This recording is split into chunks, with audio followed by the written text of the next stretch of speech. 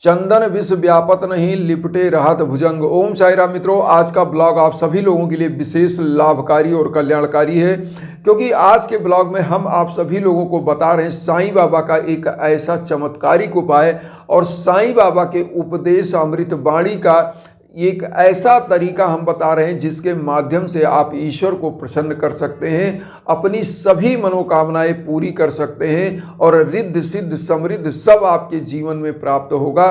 साईं बाबा के ही मुखारबिंद से जो चीज़ें थी, जो साईं सच्चरित्र में हेमाड पंत जी ने वर्णन किया है, उन चीज़ों को बताते हुए और एक ऐसा प्रयोग हम आप लोगों को बताना चाहते हैं जो सभी के जीवन में लाभकारी होगा, क्योंकि जिनके घर में निर्धनता है, पैसे की एक एक पाई की कमी है, जिनके परिवार, जिनके बच्चे असफल हो जा रहे हैं, योग्यता होते हुए भी वो असफल हो जा रहे हैं, जिनका बिजनेस घाटे में जा रहा है, जिनका परिवार आगे नहीं बढ़ रहा है, जिनके घरों में असामंजस्य की स्थिति है, उन परिवारों के लिए ये उपाय रामबाण साबित होगा। आप लोगों को सबसे पहले तो हम बता दें, आप लोगों ने साईं की ऊदी नाम की महिमा चैप्टर पढ़ा होगा साईं सच्चरित्र में। ऊदी नाम की जो महिमा है, साईं बाबा उसमें खुद हेमाड पंत जी ने लिखा है कि साईं बाबा की जो ऊदी है, इस ऊदी का प्रयोग क्या होना चाहिए, इस ऊदी को लगाना कैसे चाहिए और इस ऊदी का महत्व क्या है।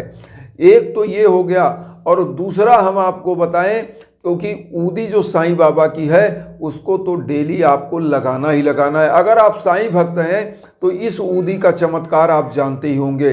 आप किसी भी संकट में हो, घोर संकट में हो, तो इस ऊदी को लगाकर निकलिएगा। अब यहाँ हम आप लोगों को उपाय बताएंगे। साईं बाबा खुद अपने जीवन में, आप लोगों ने जो आप देखे होंगे, साईं सच्चरित्र पढ़े होंगे, आप सप्ताह पारायण किए होंगे या ऐसे ही साईं सच्चरित्र पढ़े होंगे, तो उसमें आपने देखा है कि बाबा ने गरीबों की मदद की है। जितना वो मांगते थे वो कुछ घरों में भिक्षाटन करते थे और जो लेकर आते थे वो सब में बांट देते थे, सबको बना के खिला देते थे। अब यहाँ सबसे बड़ी चीज़ होती है इन शिक्षाओं को ग्रहण करने का।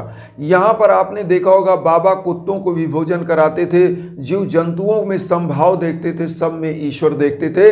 इसीलिए हमारे साईं ने कहा है कि सब का मालिक एक है। अब यहाँ पर देखिए सबसे बड़ी चीज़, इन चीज़ों से शिक्षा ग्रहण करना है, क्योंकि साईं बाबा की चीज़ों को, साईं बाबा के विचार को, उनके जीवन सार को हेमाड पंत जी ने एक अक्षर रूप में पिरोया है।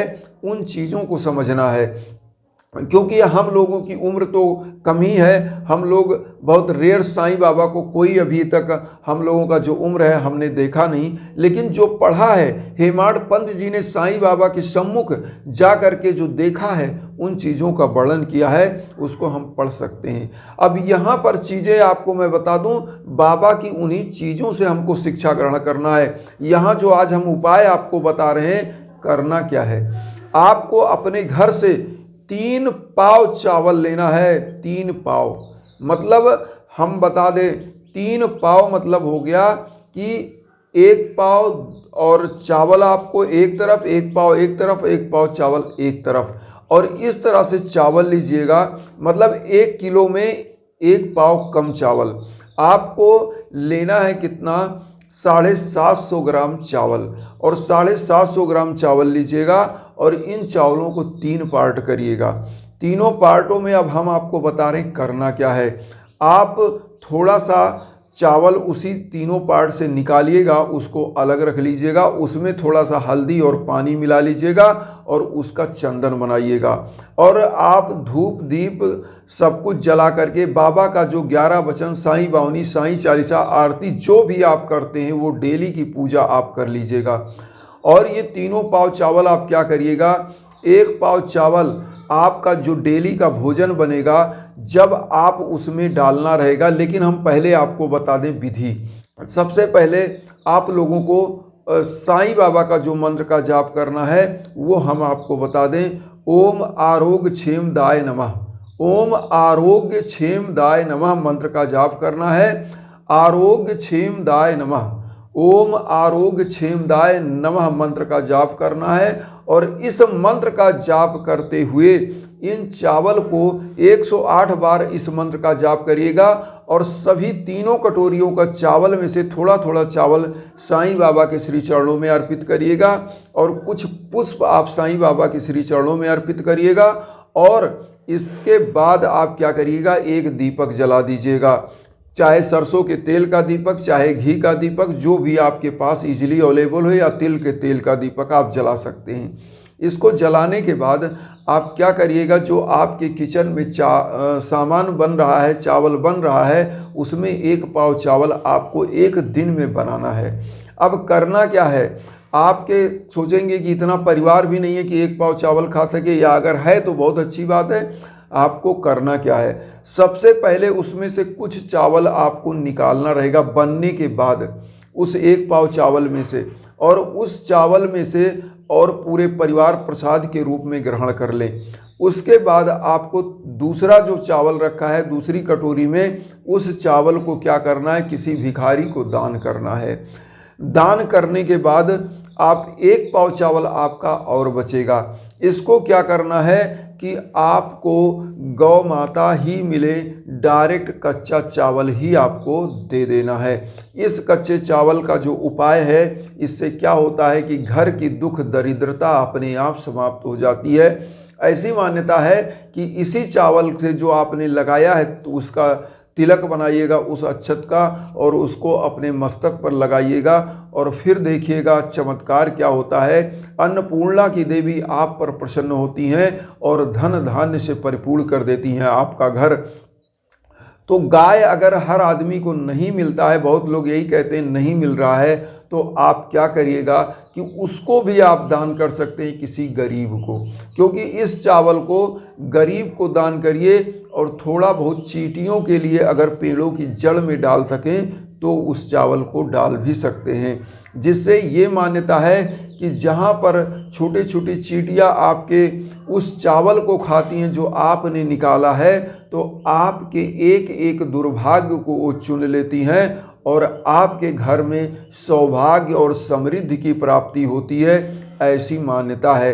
तो ये 3 पाव चावल जैसा मैंने बताया आपको लेना है, और उसके बाद धूप दीप अगरबत्ती ले लीजिए, साईं बाबा की जो डेली पूजा करते हैं वो करना है, और आपको जो मैंने मंत्र बताया उस मंत्र का आपको जाप कर लेना है। और उस मंत्र का जाप करने के बाद आप ओम आरोग्य क्षेमदाय नमः, जो मंत्र मैंने बताया है ओम आरोग्य क्षेमदाय नमः, इसी मंत्र का आपको 108 बार जाप करना है। और उसके बाद 1 पाव चावल बना के खाना है प्रसाद के रूप में, थोड़ा गौ माता के निकाल दीजिएगा या कुत्ते को दे दीजिएगा। और 1 पाव चावल आप क्या करिएगा, किसी भिखारी को दान करना है। 1 पाव चावल जो कच्चा वाला है वो गौ माता को आप खिला दीजिएगा, कच्चा चावल, या तो अगर ना खिला पाए तो पेड़ों की जड़ों में डाल दीजिएगा जो चींटियां खा लें।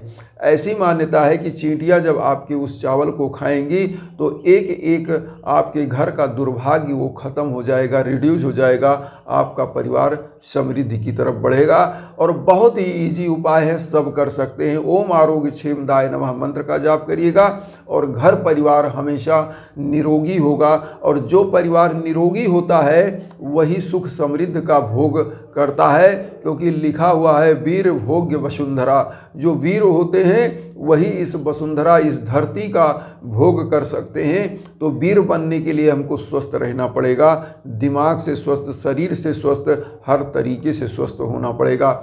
इसी के साथ मैं यही कोशिश करता हूँ, वसुधैव कुटुंबकम की भावना जो हम लेकर चल रहे हैं, हमारे सभी भाई बंधु बहन सब लोग जो साईं परिवार हैं सब सुखी रहें, समृद्धशाली रहें। और उसमें आपका सहयोग मेरे लिए नितांत आवश्यक है कि मेरी आवाज़ और आगे तक पहुंच सके। इसलिए आप चैनल को जरूर सब्सक्राइब करिएगा और उन साईं भक्तों तक जरूर वीडियो को शेयर करिएगा जो किन्हीं कारणों से कष्ट में हैं, दुख में हैं। इसी के साथ ओम साई राम।